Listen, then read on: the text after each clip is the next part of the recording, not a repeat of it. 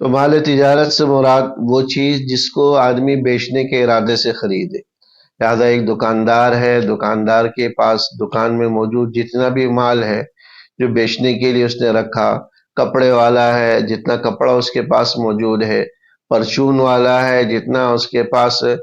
پرچون کا ساز و سامان بیچنے کے ارادے سے موجود ہے،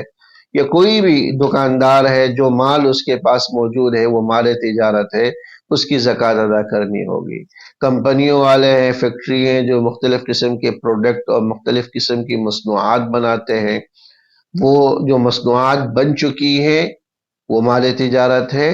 اس پر بھی زکوٰۃ ادا کرنی ہوگی۔ اسی طرح کچھ را مٹیریل ہوتا ہے، خام مال کی شکل میں ہوتا ہے، جو ابھی ایک پروسیس سے گزر کر وہ جو ہے پروڈکٹ بنے گی، وہ مصنوع بنے گی،